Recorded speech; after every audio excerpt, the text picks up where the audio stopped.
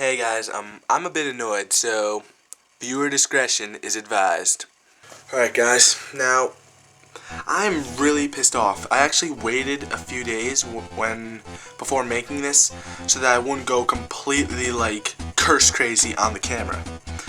Now, my entire life, I have been just an insane Nintendo fan until recently.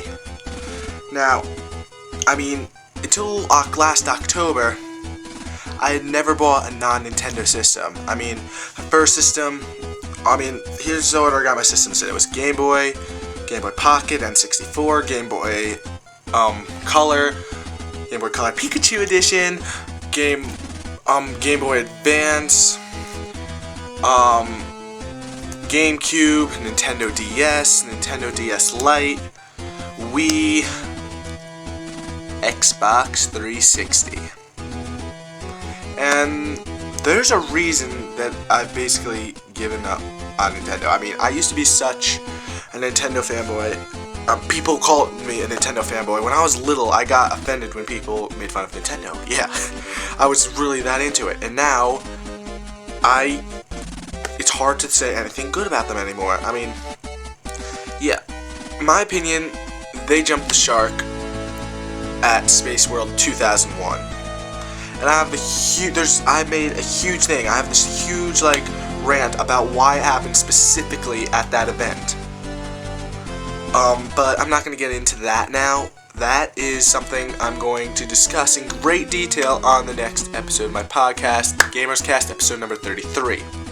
Or possibly Nintendo Radio episode number, I don't know what. I think they're at 70-something because we sort of partnered with them, and long story.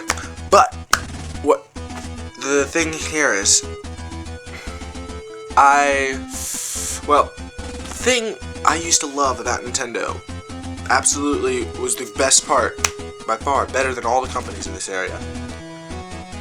Consumer support. Easily the best part about Nintendo.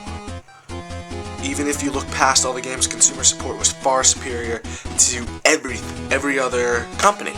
Easily, by far.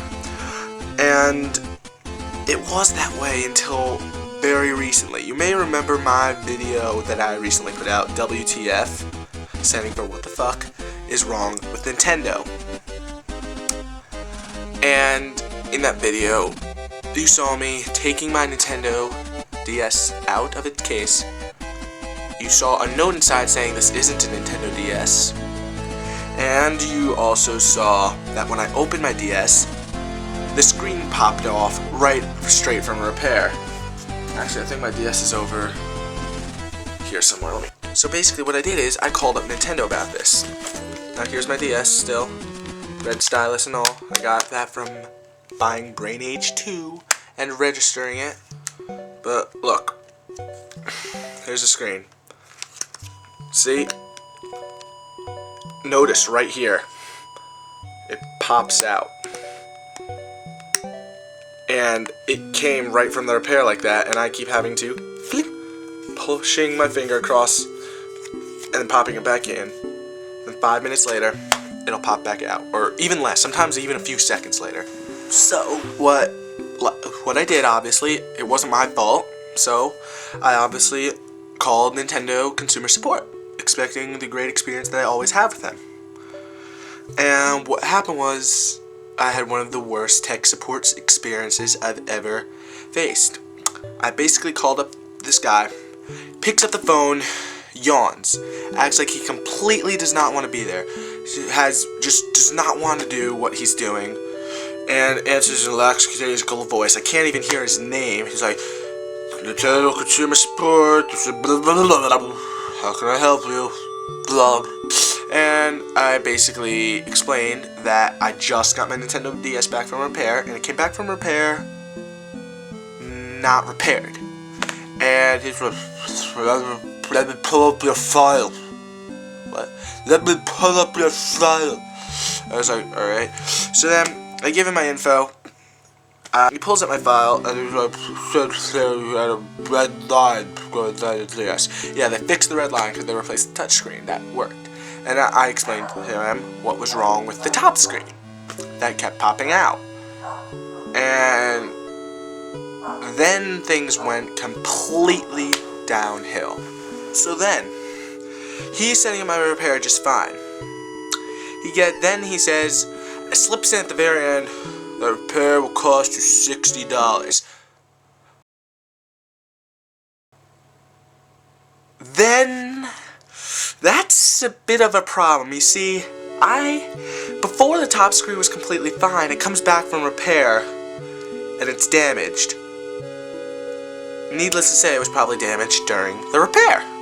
So, they should be held responsible. So, I say this to the guy, it was like this when it got back from the repair. It's not my fault in any way. He's like, but it's physical damage. It's physical damage to the unit, therefore, it will cost $60. I'm like, but it wasn't my fault, and he kept saying that. Then he goes like, then he just keeps going through this whole thing. He's like, listen, we've given you one-time exceptions before. I said, like what? And then he said multiple one-time exceptions. That's not an oxymoron or anything. So then he goes and he pulls out my file. He's like, please hold. And then he's lowing and he's going, it says here we sent you 8 wrist straps. And I was like, for we? And he's like, yeah, that's right. And I was like, 1? Why would I need 8 on a system that only supports 4 controllers? 2?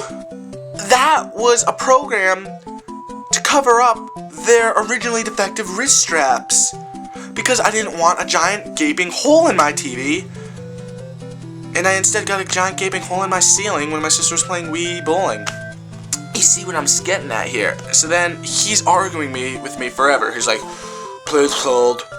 He doesn't even put hold music on, so I know it isn't a legit hold, because whenever Nintendo puts you on hold, there's always Twilight Princess opening music or something playing in the background, right? So I'm waiting and waiting. He waits a good 10 minutes. Puts me on hold for a good 10 minutes.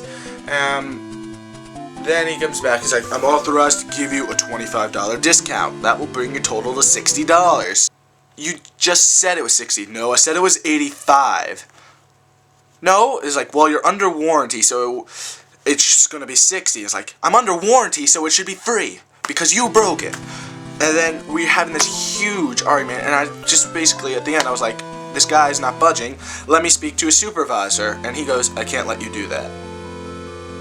Are you even allowed to deny transferring me to a supervisor? Isn't that against something? If I'm asking to speak to a supervisor, give me the supervisor. Then he slips this in. I can talk to the supervisor for you. What?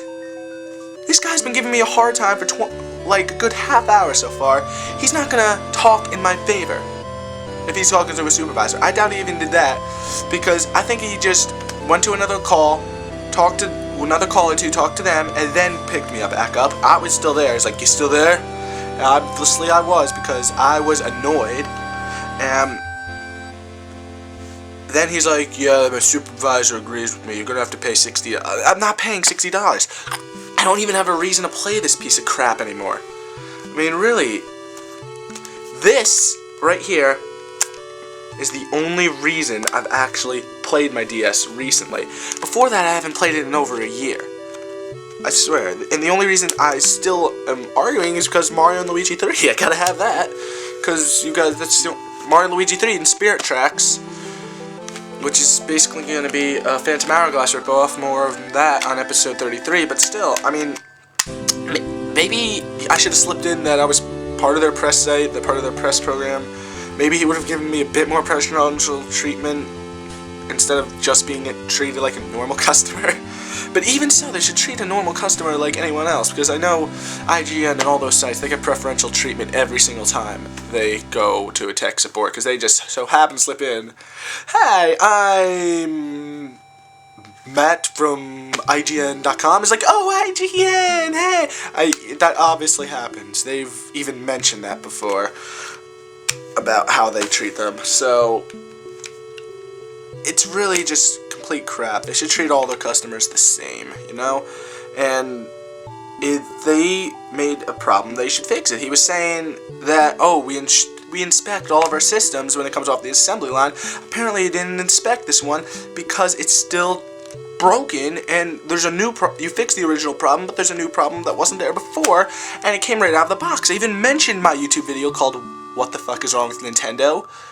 Not sure if that helped, but, and he just completely ignored that, even though that video actually physically shows me taking it out of the packaging, and then, told you, it popped already. And it's just complete bullshit. So basically what's going to happen now, I think I'm going to call them back and file a complaint against this guy. This time I'm going to keep the camera on because I want you guys to actually hear this. Because so you actually know what I'm dealing with here. I'm right off the bat, I'm just going to ask to speak with the supervisor, because the whole time the guy was typing notes about me, and they obviously weren't good notes. They can type anything in those notes they want, so yeah, they said, right from the bat, they say, this call may be monitored or recorded. Yeah? Guess who it's being recorded by? Me.